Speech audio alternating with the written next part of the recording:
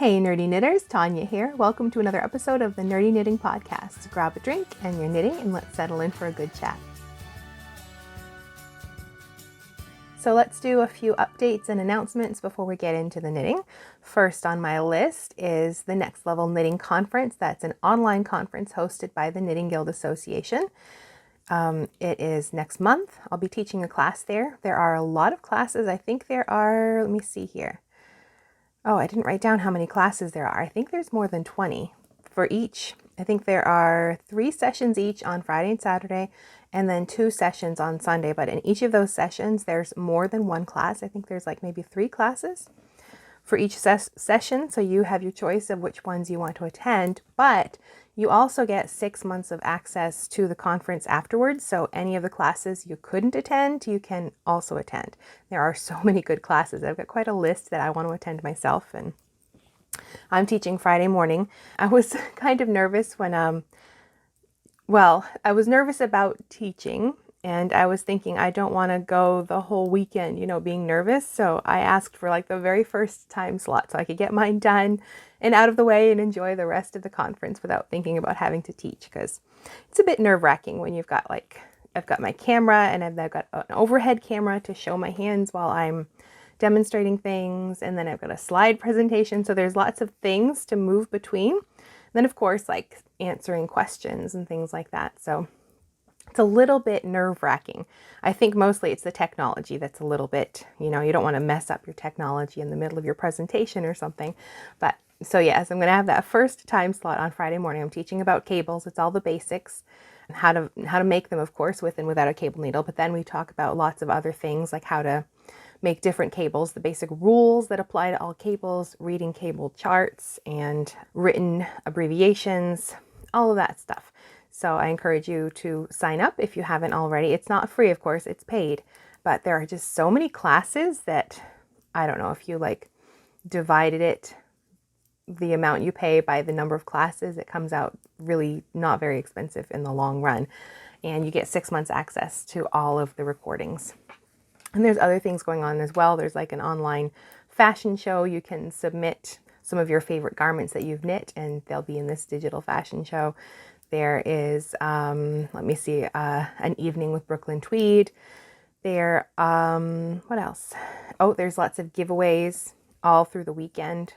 So it's really a fun online experience. Like, you don't have to pack your bags and fly somewhere or book a hotel or anything like that. So it's a savings in the long run, and you can attend all the sessions over the weekend and then watch the rest within the next 6 months after. So anyway, so I just wanted to announce that. If you haven't heard about it or signed up for it, then I'll put a link for it down below. And I did have a question about it. It's not just for people who are in the Knitting Guild or who signed up for like the Master Hand Knitting program. It's for everybody, all knitters who want to attend. It's open to everybody. So you can find the link for that down below. But I am working on another course from the Knitting Guild Association. I'm working on the Professional Knitwear Designer course, because if you've never designed for magazines or even self-published, there's a lot to the process. Lots of different things that I hadn't thought about, and sort of like stumbling around in the dark trying to figure things out. So I figured I'm going to take this course to fill in all those gaps in my knowledge, and then, get me going in the right way. And so far, there's 3 modules. I'm on module 2. And I just have 2 things left to finish up. I have 2 patterns I have to write and grade, which it means that you have to create different sizes. You're not just going to have the one sample size. You grade the pattern for multiple sizes. So I've got those things to finish up, and everything else is done for module 2, but I've been so busy with other things. But I just finished my last design commission.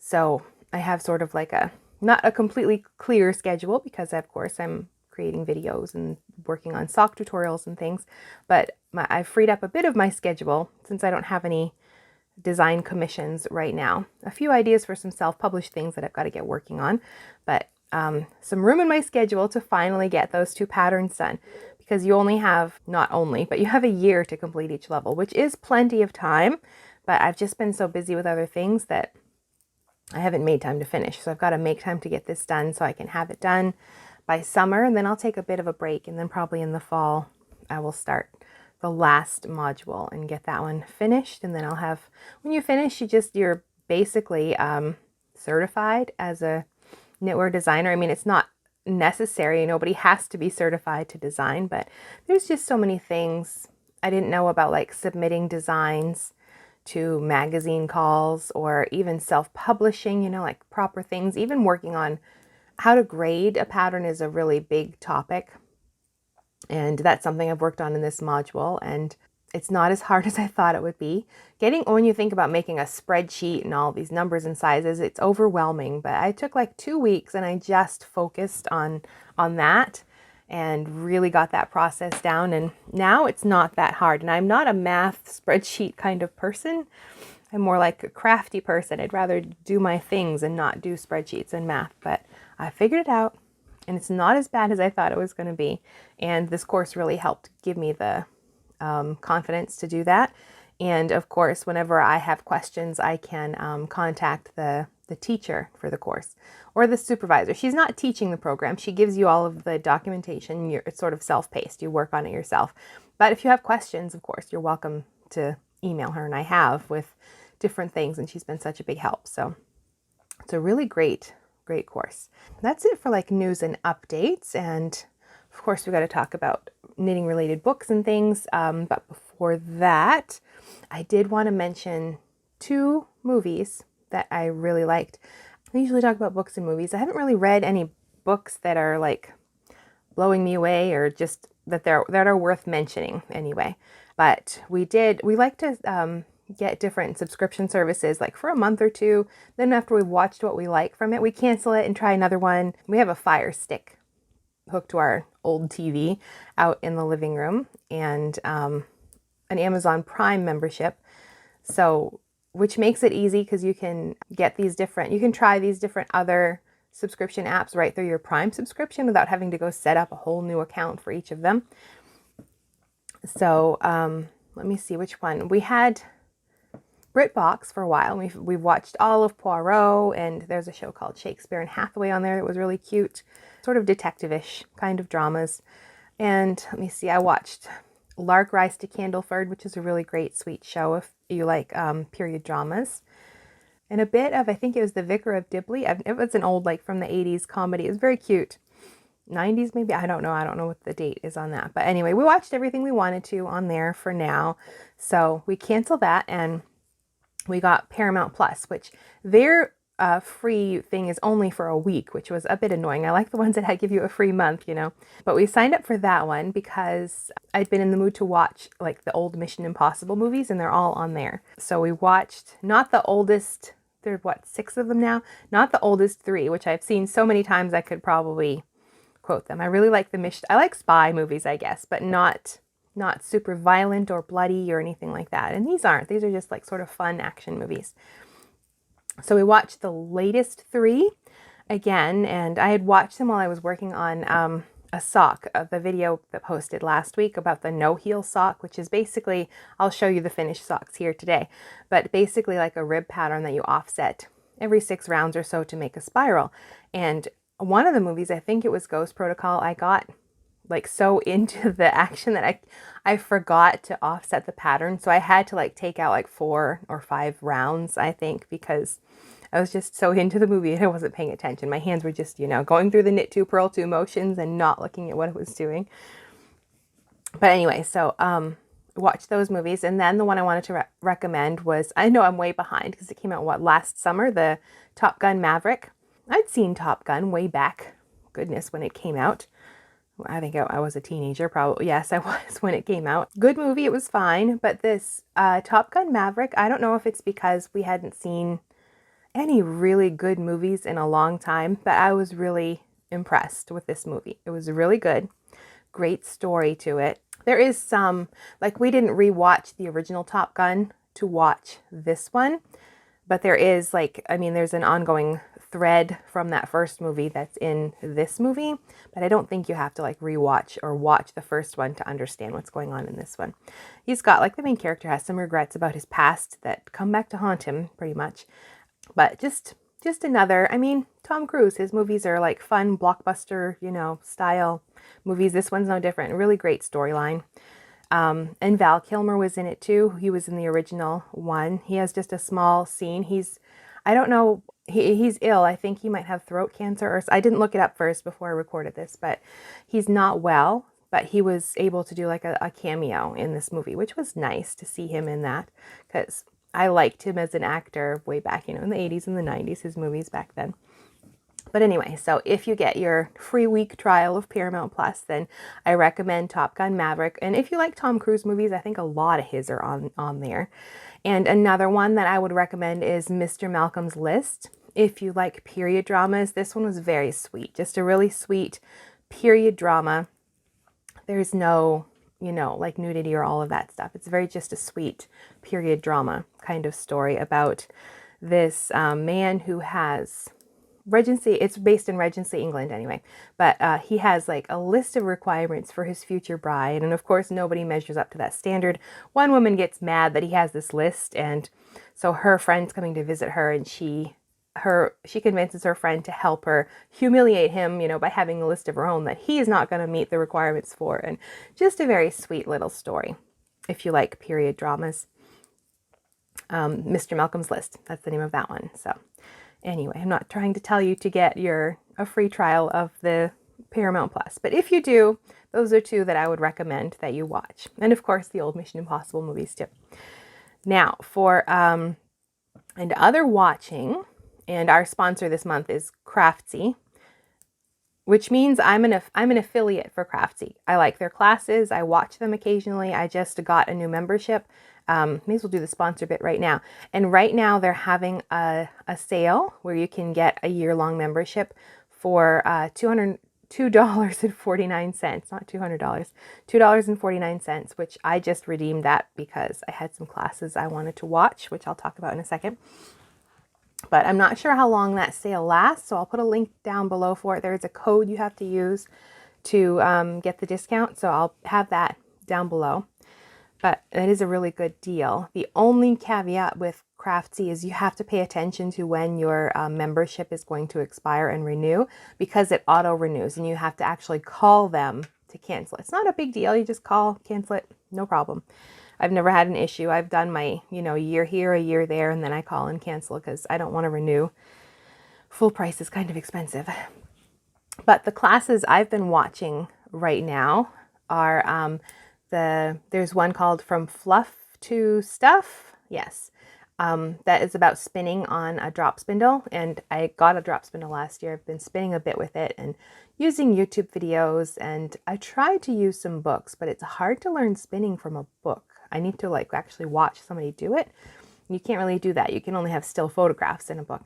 And I hadn't thought to check Craftsy for things, so I popped on there and I looked, and they had a class just about drop spindling. So I've been watching that and practicing that. And I've also been watching one about professional yarn dyeing. I got some bare yarn from Knit Picks, and I have done some dyeing in the past with Kool-Aid and with food coloring, and I really enjoyed it. It was lots of fun. So I thought it was time to step things up and try professional dye powder. But the only thing with that is you need your own dedicated materials for it. You can't use, for the dyeing I did before, I used a pot from my kitchen because it was only food coloring and icing, like Wilton's icing coloring things. It wasn't anything that wasn't non-edible. But now that I have these, so I went to the secondhand store and bought a few pots. I still need to find a tall kettle. I might just steal the one from the kitchen since we barely use it. And some spoons and things like that, because you have to have dedicated materials. But I knew that I liked dyeing enough to give it more of a try. So I have some yarn to knit a specific cardigan, the Rose Cardigan by Andrea Mowry, and some colors, some dye colors, so I can dye the yarn myself to do sort of a fade style cardigan and then knit the cardigan. So, and hopefully, I think I'll probably do this again. I'd like to do a fade shawl, but I don't know. I don't want to say I'm cheap, but I am very aware of my budget, and I love hand-dyed yarns, and they're so pretty and beautiful. But for a big project, where you're going to need 6 skeins for a shawl, that can get really pricey. So this is my compromise, is I'm going to do some of the dyeing myself so I can really choose my own colors and have fun experimenting with that. And I was thinking it would be fun to dye a little extra, and then like I like to do monthly giveaways with the podcast, which we'll be doing at the end of this video, then that could be fun too, to have like some yarn that I've dyed that I can use for the giveaway. So anyway, back to, I said all that because that's one of the classes I'm watching on Craftsy, is about professional yarn dyeing and all of the different techniques and how to do it. And that class was like, really taught me a lot. I took so many notes, and I'll be going back and watching bits of that again. And there's tons on YouTube as well. But I just thought like it's more well laid out in a class format, so you can go step by step. And I mean, you can watch tons on YouTube, but it's not laid out for you like a class would be. So you sort of have to dig around and search for techniques that you want to learn. But so those are the 2 classes I'm watching on Craftsy, but I'll have a link for Craftsy down below and the code so you can get your year membership for $2.49, but I'm not sure. I forgot to check when it would expire. It might just be the next day or 2. It might have just been for this month. So you can always grab that quickly if you want it. Let me get my knitting out of the way so we can talk about the book we're discussing in this episode, Traditions Revisited, Modern Estonian Knits by Alex Bird. And this book is full of beautiful patterns, full of beautiful photos. Even the binding is really done nicely. It's from Lina Publishing, and I love how they put the ribbon markers in there. I just think that's a sweet touch. Even here, Estonian knitting has a lot of sort of embroidery type work or weaving techniques that are on the garments. And I don't know if it's going to show up right here. Oh, I think you can see it. They put that on the actual cover of the book, some of the techniques, one of the like motifs that are very common, they put right here, sort of imprinted it in the binding, and I just think that's really just a sweet touch. But this book by Alex Bird, who is Estonian, let me see, it has 19 patterns ranging from mittens to sweaters. And so her roots, she's Estonian and she's Canadian and she's in the USA. So I'm not sure. Her family's from Estonia anyway, and I think she grew up in Canada, but she's now in the US, something like that, maybe. Could be wrong, I don't know. So it's divided into sections. Even the front pages are just beautiful. Anyway, according to technique, I love books that have techniques and like sort of traditional techniques from different countries, and I just think it's neat to learn these different things that sprung up in the knitting world, but from like different regions or countries or whatever. So this one has 5 different techniques: knitted fringe, knitted braids, baubles, something called vikel, and then something called rusamine. I won't explain all of them here, but then, so she has a technique, and then she'll have like 3 or 4 or 5 patterns from like mittens all the way to sweaters. That includes that technique in the pattern as well. So you learn the technique, which is what I like to do, because then I can, use it in things that I design or I knit, or that's really like, you're knitting a pair of mittens and you're like, oh, let me add this. Let me add a Latvian braid, that wasn't in the original pattern, but something that you can add because you've learned from a source like this. So it has the technique so you can, with really great photos, so you can walk yourself through it and doing that technique, and then patterns if you want to knit a pattern that includes that technique, or you just like a pattern in the book. There's lots of lovely ones in here. So the first technique is called rusamine. Now this is an inlay technique that creates beautiful embroidery-like patterns. It's actually pretty simple to work. She shows the technique, and then here's one of the garments that uses this embroidery right along the front of this sweater. It's really very pretty. Then the next technique is knitted fringe, and you can see here's the mitt right here that has some of those fun loopy fringes on it, and then a pattern that introduces it. So these beautiful mittens, kiparusa, they are just plain mittens, but they have that rusamine, that embroidery along the back of the mitten, and then it has some of that fringe along the cuff as well. So she's combining some different techniques here. But the book is filled with things like that, where you have there's 5 of these techniques that are explained with little illustrations, and then patterns that use more than one of those techniques sometimes. So it's just a really beautiful book, beautiful techniques that I hadn't seen anywhere else. So it was nice to see that collection in this book. So this is Traditions Revisited, Modern Estonian Knits by Alex Bird, published by Lina Publishing. I will have a link for it down below. You can purchase right through Lina. I think you can also purchase right from Alex Bird herself. I'm not sure if there's anywhere else to buy it, but I'll find links and have them for you down below, because it's really definitely worth checking out because it's just a beautiful book. Lots of beautiful patterns. I'll try to remember to link to the Ravelry page as well. Usually, like if you can find the book on Ravelry, you can see all of the patterns that are in the book. You can't purchase them generally unless they're letting you purchase them. I mean, that's up to the author to let you purchase each pattern individually, but at least you can see what patterns are within the book. And then if you see some that you'd really like to knit, then you'll know that buying this book is worth it. But it's really a beautiful book, and especially if you like to look at different traditional techniques like the russamine, which is, I just think is lovely, that embroidery. And that's really, I mean, if you're into like trendy, popular things, then embroidery on knitting is very popular right now, or it has been recently. So it could be worth checking out anyway. It's just a very nice book to add to your knitting collection. Now that we've chatted about all of that stuff, let's actually get to our knitting. We'll start with the things that are off my needles. And finally off my needles is a Knit To, Purl To bias wrap. That, goodness, I didn't realize it was going to be so long. So this one is knit on the bias. You start at a little point here and you increase along both edges until you get to the width you want. And then you continue increasing on one edge but decreasing on the other to keep that bias shaping till you get down to the other end and you're ready to finish. And you start decreasing at both edges until you get down to one point. So it's really not hard. I don't know if that sounded difficult or not. It's not. It's just some increasing and decreasing, and just a knit to, purl to rib, but in this lacy sort of or light fingering weight yarn. It's a linen and silk blend. It's Alley Cat Yarns linen and silk blend. I don't know if it has a name, but I'll put a link for that too. Simple I-cord edging, just sort of a relaxing knit. And I did two sizes. I have a scarf in here as well, and this wrap, which is not, it doesn't look very wide, but because it's rib, I can really stretch it a lot, which is probably what I'm going to do when I block it. I won't do that with the scarf. We'll keep that like sort of skinny and narrow, and then we'll block the shawl so it's more deep. But it's really lovely yarn to work with. I like silk and linen blended together. You get that like sort of shine from the silk, and in this color, I think it's called platinum. So it's sort of like this silvery gray color, and that silk does make it feel like it's got sort of a shine, like a metallic shine. It's not, it's just from the silk.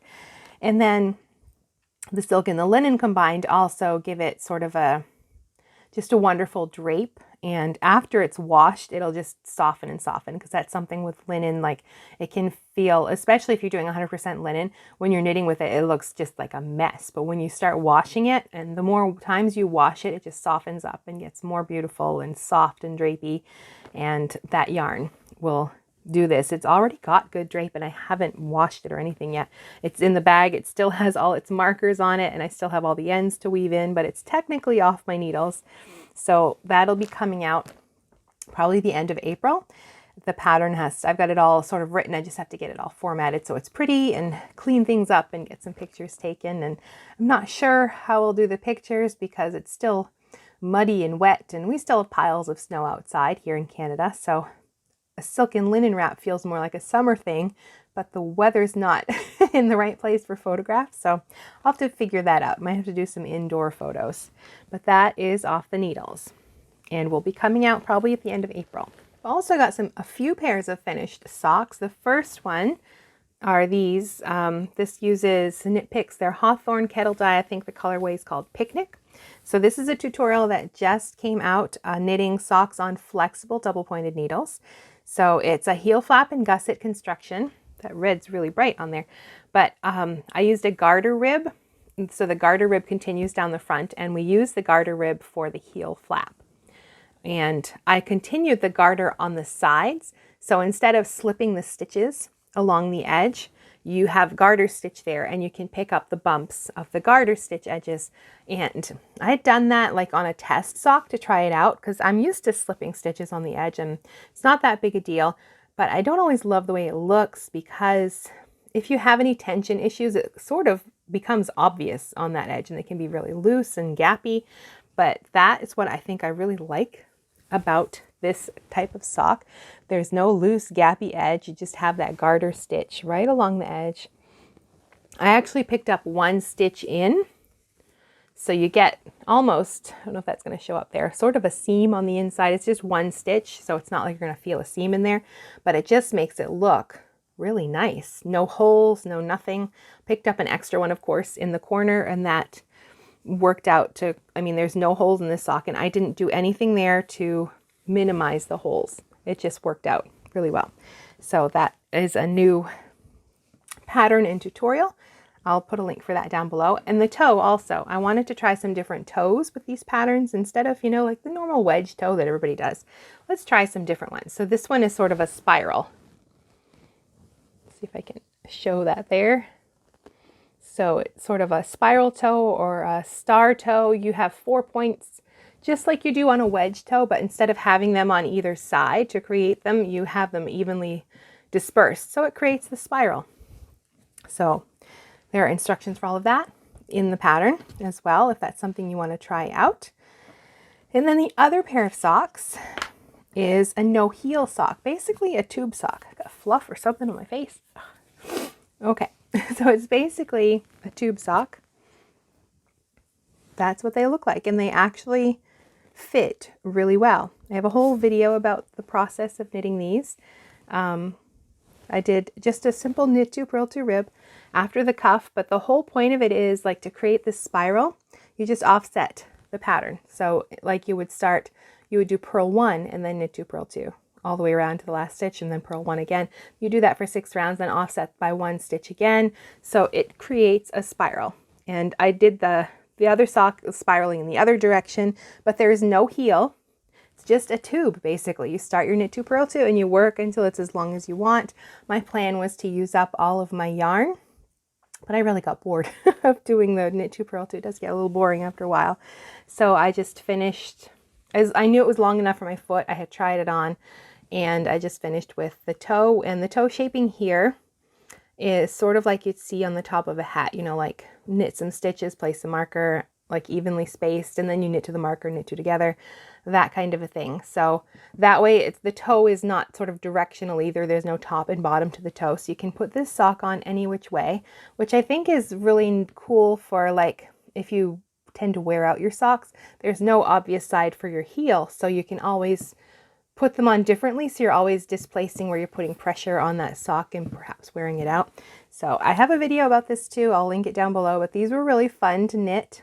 Not interesting. I mean, just knit 2 purl 2 rib, kind of boring, but really a cool experience because they fit really surprisingly well. I wasn't sure it would fit well. I usually wear a heel flap and gusset because I have a wide heel and a high instep, and short rows sometimes don't fit well unless I add like a mini gusset to it. And I thought, well, let's try this and just see. I figured it would fit more like a short row heel and it would be tight, but it is surprisingly not. And I didn't change my stitch count. I always use 72 stitches. I have a wide foot, so 72 works really well for me, and it worked for these as well. So really interesting. So if you want, like, I wrote out like the stitch pattern and how to offset it and the toe shaping. It's all in the video description for this video. I'm not going to put all of that down below, but I'll link to that video if you want to knit your own tube socks. You don't really need a pattern. If you know, if you've knit socks and you know like the stitch count you like to use, or you have a good idea of like how wide you need your sock to be, then the rest of it's very, very simple. So that's my other pair of finished socks. And I should say these use Alley Cat Yarns, her Leo BFL, which is a blue-faced Leicester yarn mixed with nylon, I think. This colorway is called Tweed, but I really like a BFL yarn because it's nice and sturdy and good for socks. A few other small things I can't show. They are commissions for a magazine, so sometimes I can show things that I'm designing for other places. Sometimes I can't. Then I usually ask. I'll ask some of the different places if it's all right to share. Get permission first. And this next one is, I have permission to share this. I am designing a summer tee for Cast On magazine. That's the publication for the Knitting Guild Association. It's an online digital publication that all guild members have access to. And guild membership is not expensive. I think it's less than $30 US for a year. And you get access to all of the past issues, all of the articles. There is, I think, is it every other month? There's like an online Zoom guild meeting where somebody either does a presentation or it's a social hour. There's like lots of advantages to being a member of the guild. So this tee is just basically, it's just 2 squares that have a little stitch patterning on them, and then you use 3 needle bind off for the shoulders and then seam up the sides. So it's just a simple summer tee. I just finished seaming it up yesterday, and I've got to finish writing the pattern and get this mailed off. Now, though I love the way it drapes, this is another silk and linen yarn. This is Flaxen Silk Fine from Sweet Georgia. 65% silk, 35% linen. It's like a light fingering weight yarn. This colorway is called Coastline, which I love, like teal. I like blue. I really like blue, but in the summer I sort of like moved to sort of this teal color blue, I guess because I like the ocean. Maybe that's why. The color name is very suitable. So it starts at the bottom. You knit them in pieces. So it's knit flat with this hem. I don't know how well it's going to show up on there, but it has sort of this mock rib slip stitch pattern on the hem. And I did, when I sewed up the sides, I left it open, so it has sort of a split hem. So you work this mock rib first, and then the body, I don't know if that's gonna, yeah, I guess it's showing up a little bit. It's just stockinette stitch interspersed with like these little sections of what's called woven stitch, which is just slipping the stitches on the front of the work, so you get sort of this little bit of texture. So it creates like some stripes on the body. Really very simple, not hard to do. And then I stop doing that when I get to the armholes. And then there's just some of that mock rib along the armhole edge till we get to the top, the last few inches. I did that mock rib again and then just bound off. There's not even neckline shaping, so it's more of just like sort of a simple boat neck. No sleeves or anything, so I like the drape. I keep doing that because it's just so, it drapes so lovely, just that silk and linen. It's great for summer. So this will be coming out in the summer issue of Cast On. Summer issue, I don't know. The next one anyway. So that is all off my needles, all done. I just finished writing up the pattern yesterday and getting it all graded for the different sizes. It'll come in 9 sizes. This one is the, let me think, it's a 46-inch bust circumference, but you want probably like 2 to 4 inches of ease. So I planned it for, like, we know the sizes, like they use mannequins for the photos, and the mannequin size is a 43.5 bust. So it's got like 2.5 inches of ease for the mannequin, but a little too small for me, but I might have to knit another one in my size because I really like this. I just bought some yarn, some cotton linen yarn, the Cotton from Knit Picks, because I want to knit some summer tops. And I like knitting with, sometimes it's hard on the hands knitting with plant fibers, but I really love knitting summer tops. They're nice to wear. I mean, they're not better than, they're a step up from t-shirts, you know. And they just sort of, you can dress them up, or really it depends on the style of the garment anyway. But, and I find that sometimes they're less expensive than other types of yarns. The plant fibers can be less expensive. So especially if you're bigger and it takes a lot of yarn to knit a garment, then saving a few pennies is nice. So I bought enough yarn of the Cotton yarn to knit 2 summer tops. I have some patterns picked out, but I'll save them for another video when the yarn is here. So I'm still working on this shawl. This is Lilli Pilli by Ambah O'Brien. It's another bias rectangle, which I think is probably one of my favorite shawl shapes. I like a nice long rectangle. Triangles I have struggles with. If they're nice and long with a long wingspan so I can wrap it around, it's okay. But if it's a shorter wingspan and a deep triangle, I never know how to wear them. I don't wear them in the front because it feels like a big bib. I just don't like, it doesn't look good on me. I have probably, let's say, well, it's an assumption on my part, not on everybody. It might look fine on other people, but I have a larger bust, and that just seems to sit on top and make everything look larger when you have that big bib scarf in the front.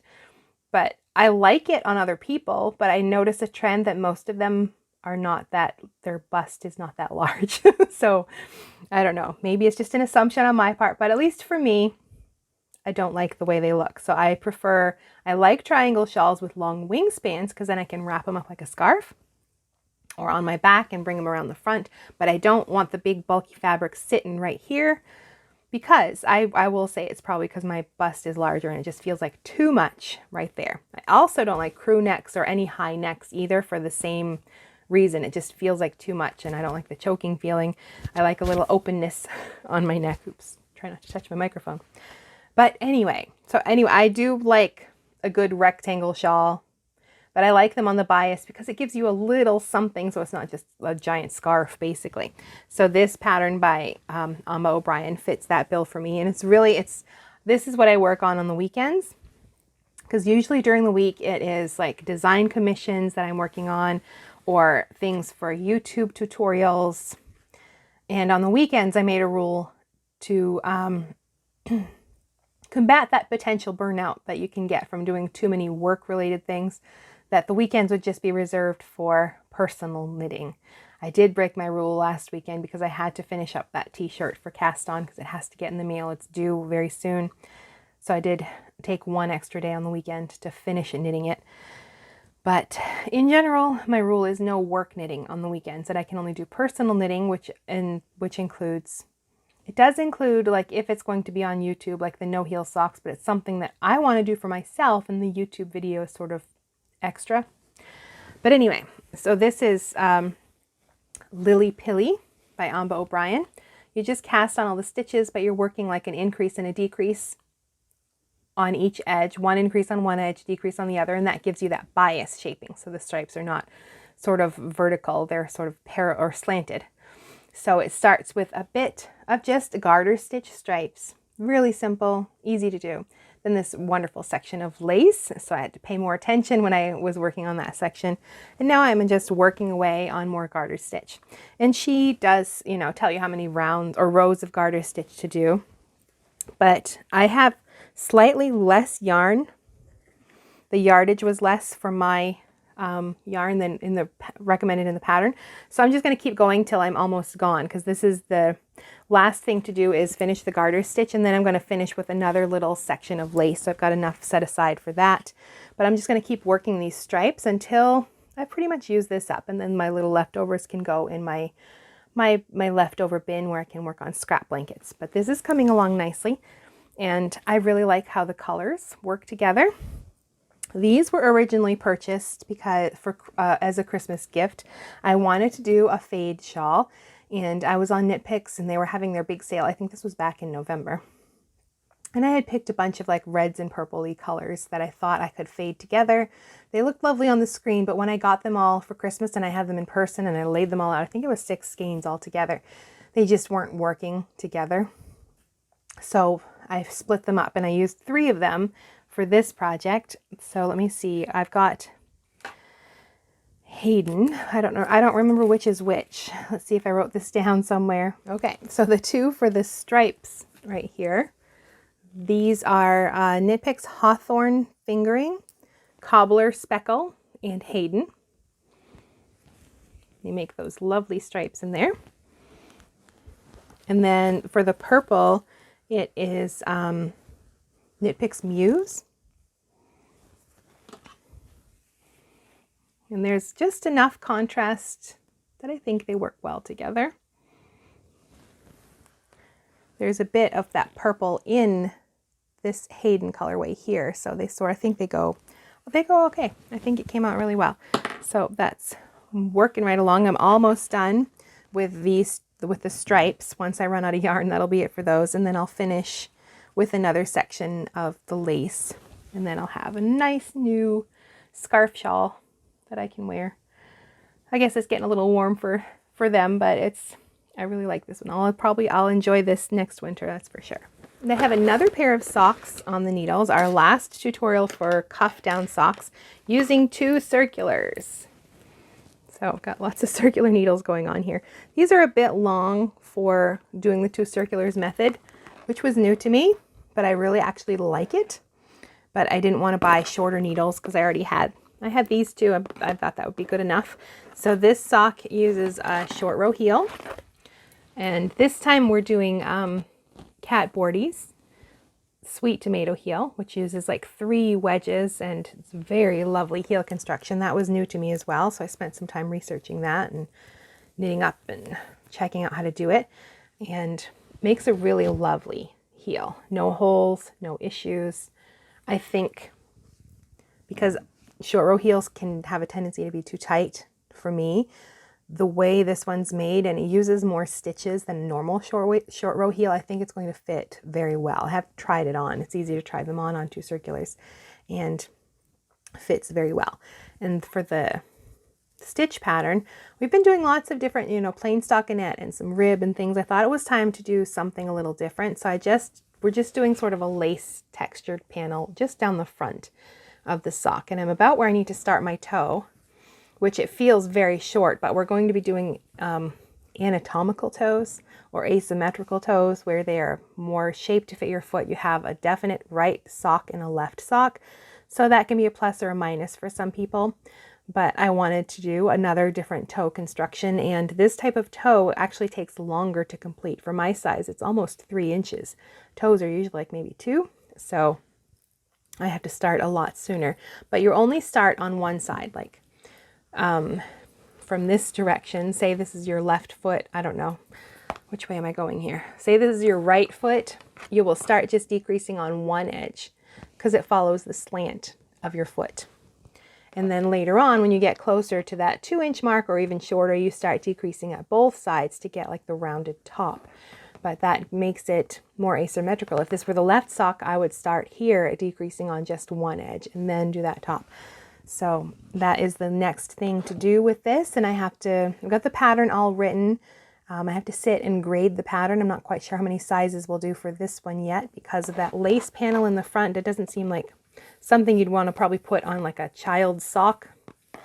Maybe, maybe not. I don't know. So I still have to sort out like grading the pattern and then record the tutorial I'll do that for the toe, this toe, and then also for the second sock as I knit that. Probably next week we'll get to that.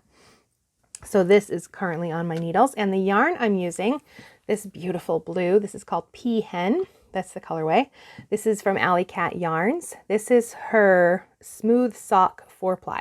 So this is a blend of superwash merino and nylon, and very soft and lovely to work with. So I'm making sure I'm also knitting in a tight gauge though, because I don't want these socks to wear out. Merino is lovely to knit with, but I do have a tendency to wear out my heels, so I make sure that I knit more tightly so I don't wear things out. And we'll see, maybe this sweet tomato heel will wear a little better, but I just love that color as well. It's called Pea Hen, this really lovely blue. You can see, I mean, it's hand dyed, so it's got some of that, you can see some of the different colors in there. There's some lighter blue and that really dark blue and some very, very dark areas. Lovely color. And I have added to my scrap blanket and knit a few crochet granny squares, but I don't really need to show you those. Now the last thing that I just cast on last night is a new cardigan. It's late in the year to start a bulky knit cardigan, but I had gotten the yarn for Christmas with plans to knit like just an around the house comfy cozy cardigan. I didn't get to it, but it's still, well, I'm in Canada, it's cold, there's still lots of snow. And once it's not as cold, I like to sit out in the backyard where the sun is right there, you know, in the morning with my coffee. I love that. But it's going to be really cold for a while. So that's my reasoning. Like this sweater will be nice for those really chilly mornings. So it's knit in a bulky yarn. And I'm using Knit Picks Wool of the Andes Bulky in Spruce. I stepped away from my usual blues and went with, it looks blue, but it's green, I promise. It's spruce. It's like a sprucey green color. I don't know why it's showing up as blue on there. But I just did my swatch. I haven't washed it yet. I wanted to measure it first and then wash it so I'd know how it would react to washing. Is it going to bloom and puff up and all of that? And this is how I normally do a swatch when I'm knitting a garment and I'm not sure of the yarn.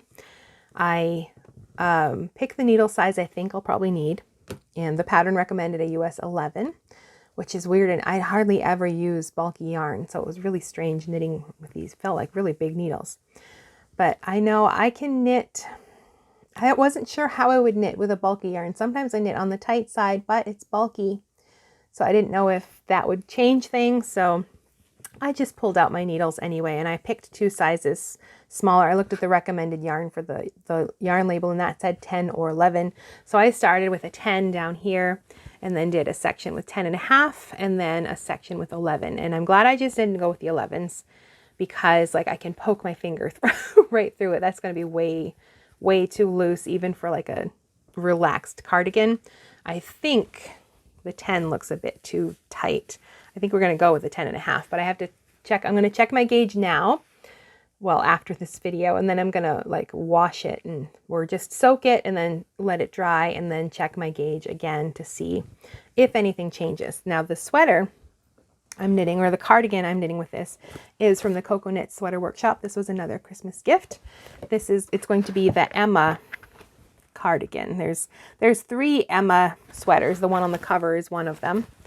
Let me see if I can find a picture. This one right here, but version C is just an oversized cardigan. This one has like inset pockets that are lined with fabric, but I'm going to skip those. I think I might add patch pockets after. There's no buttonholes or anything like that. Just plain simple knit from the top down. There is a bit sort of like some ribbing on the sleeves, which I think will make them fit nicely so they're not too gappy. Which one of my around the house cardigans, which is getting very worn out. I didn't knit it. It's like a cotton one from Old Navy. It gets stretched out in the sleeves, and I have to constantly roll them up and push them up. So I'm hoping probably knit the sleeves a bit short, and I think that ribbing will help keep them against my arm and not really floppy and moving around. Because I mean, I like to wear it around the house, shove the sleeves up and wash some dishes, you know, that kind of thing.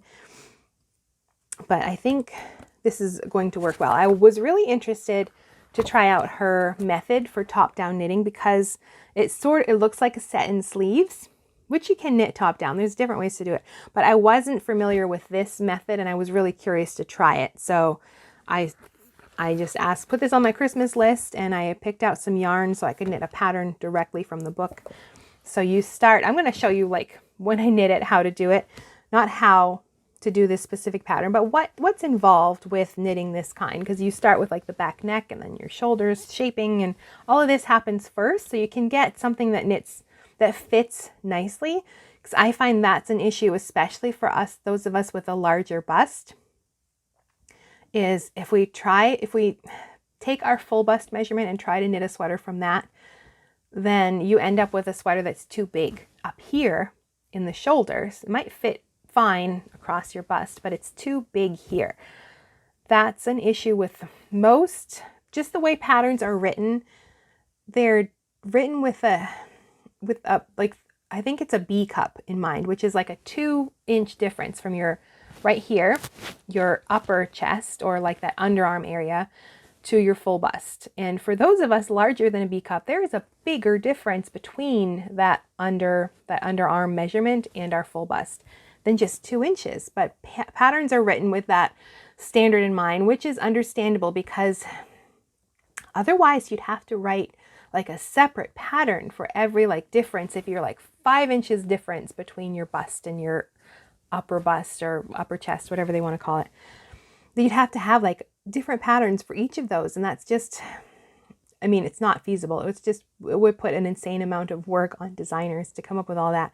So that's why we have standard sizing.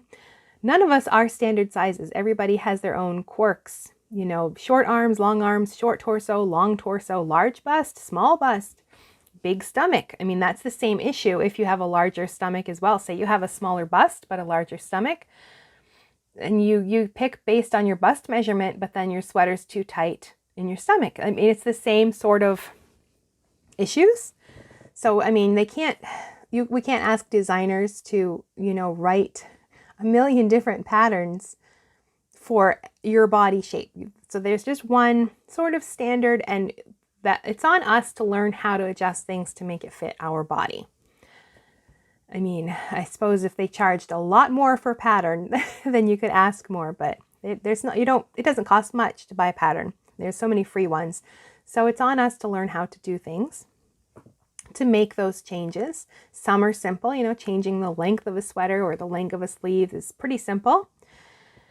And of course, if there's waist shaping or something involved, you might have to rework some numbers, but that's the part of knitting where you have to learn to love math. I don't love math, but I have learned to embrace it when I want something to fit. But anyway, back to this sweater. I wanted to do this one because I think with this construction method, you can get something that fits very well in the upper body. And then after you finish that, you can make some adjustments to fit your bust. I'm probably going to end up doing some short row shaping in the cardigan. I've got to sit down and think about that too. But yeah, I just think it would be easier. It'll be nice because I can fit it very well, can try it on as you go. And once I've blocked my swatch, I'll be able to tell like if that yarn's going to grow a lot, if it's going to stay the same. Then I'll have a better idea of when I'm trying it on. Is this going to grow? Is it going to be about the same size? And then that's important things to know as well. Like that's why I like to take measurements before I block or wash the swatch at all, before I do anything to it, and then measure again after, so I can tell what that yarn's going to do. Because I know it's nice to try your things on when they're in progress, but if that yarn's going to change dramatically after it's washed, trying it on as you go isn't going to tell you much unless you know what's going to happen to it after it's washed. But you can also put it on some waste yarn and wash it while it's still in progress and then try it on. I've done that before as well. But I was thinking it would be fun to see how quickly I can, it's bulky yarn. It is, but it's a larger size, so it's not like I'm knitting a small sweater. It's for a larger woman, and it's a longer. It's sort of like I want to do like a tunic length so I can wear it with my leggings around the house. So I was thinking maybe if I could just do it in a long weekend, or maybe Easter weekend, which is, well, yeah, it's coming up, I guess, but I wanted to maybe start this next week or in the next week or two. So I can still have some wear out of it, you know, while it's still chilly in the mornings, especially when I'm outside in the mornings. On those cold spring days when I'm enjoying the few minutes of sun. But anyway, I am looking forward to giving this construction method a try. And sorry for that long rant about how to get proper sweater fit. We're going to have to do some videos just on that, I think. There are some out there, of course, and there's some great craftsy classes. Amy Herzog, I think they're still on there, has some about sweater fit, and there's some on alterations. But anyway, that is all that is on my needles or upcoming. This is the next big project to do. I have another sweater in the works. I mentioned it before. I want to dye the yarn for it. I think that's going to be a summer project because I've got to dye all of the yarn, and it's an oversized sweater, so lots of yarn to play with. And then knit that's another cardigan, of course, the Rose cardigan by Andrea Mowry. But that will be later in the summer. And I think that is everything. Let me check my notes here. I did do some spinning this past weekend. I'm not going to pull it out to show you because there's not much to see, just some roving on my spindle, just practicing. Hopefully this weekend I will get to actually like plying it up into yarn. My husband made me a nitty naughty out of PVC piping so I can wind it into a skein and give it a wash, but that'll probably be this month's project. And of course, I forgot we still have our giveaway to talk about too. So last month, Denise was our winner. She won 2 skeins of yarn, Knit Picks yarn. I think it was Static and Heatherly. Was that last month's? I think so. And this month we have more Knit Picks yarn to give away. Now, I bought these myself. These were 2 of the yarns that were in that original 6 skein set where I was going to do a fade, and that didn't work out. And I have no plans for these, and I don't like to have a big stash. I don't have much of a stash, lots of leftovers. So I thought, let's do a giveaway with these 2 skeins. Now they're both Hawthorne fingering weight. This one's called Volcano, beautiful kettle dye yarn, and this one is called Equinox. So I'm not sure you'd want to put, maybe you would want to put them together in a project. They actually look pretty nice together. But so 2 skeins of Knit Picks yarn. They're Hawthorne fingering kettle dye, which is, let me see, it's a superwash fine Highland wool and polyamide blend. So you could knit socks with these, or a shawl, or put it in your stash. If you have some other yarns you could pair it with.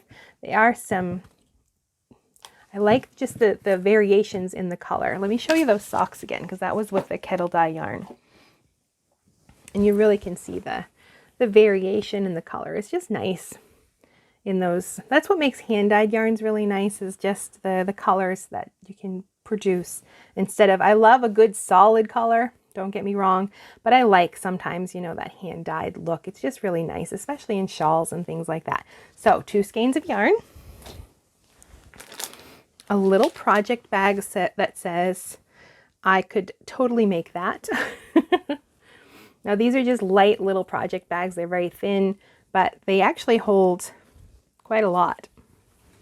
So we can fit both skeins right in there. So a little project bag, drawstring bag, and a set of needles from Knit Picks. These are one of their try it sets. They're interchangeable needles. We have a US 6, which is the 4 square needles is what it's called, which is this wooden one right here. I don't know if it's going to show up. This wooden needle right here, that US 6 needle. And then in the size 7 is their stainless steel. So I know they had nickel plated before, and there's people with nickel allergies, so they could never try them out. But now they have stainless steel. This is from their new set called Reflections. So you get 2 needles to try, a wooden one and a stainless steel, a US 6, US 7, and 2 cables, a 24-inch cable and a 40-inch cable. And then like the tightening key to put them on, and then 4 end caps as well. So if you need to take your needles off and just keep your project on your cord. So it's a try it set. So you can try out their needles without buying a full set of needles. And I have used both of these before, their new Reflection set. And I'm usually not a big fan of wooden needles, but I do have some of these in some double pointed needles, and I really like them. They are, I mean, not as slick as metal needles, but sometimes you don't want slick. You want something with just a little bit of grip, especially when like I'm working with like plant fibers like silk and cotton. Well, silk's not a plant fiber, but cotton or linen. They can get a bit slippery, and on metal needles they can slide right off really simply or really easily. So I like a wooden needle for that. So that is part of this giveaway as well. So a needle set with 2 try it needles, a little project bag, and 2 skeins of yarn.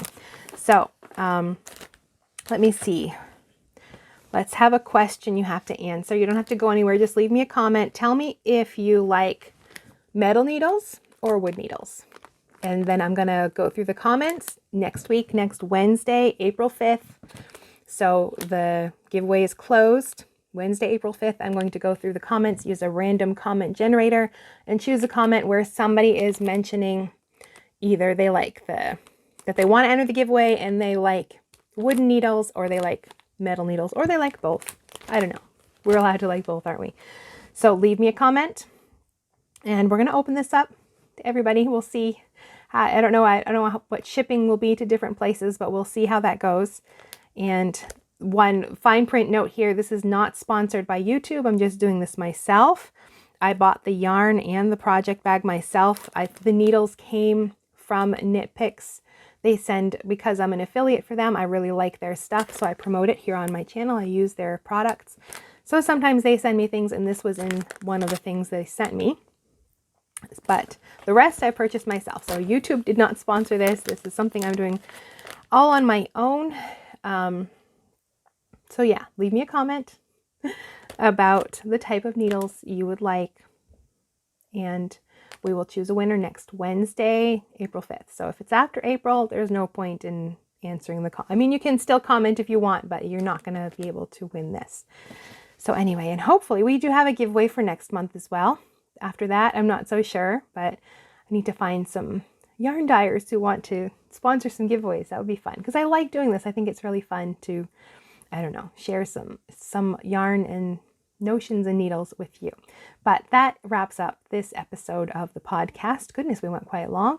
But thank you so much for joining me and sitting and knitting along with me and chatting with me about what's on my needles. And I'd love to hear about what's on yours if you want to leave a comment down below. Or if you just want to keep knitting and catch up on some past episodes, I'll put a playlist for this year's podcast episode. I have a podcast once a month because I don't knit a whole bunch. I can't do this every week. But once a month we settle in and we talk about the knitting. So I'll put a playlist here and you can click right through, and I'll see you in the next video.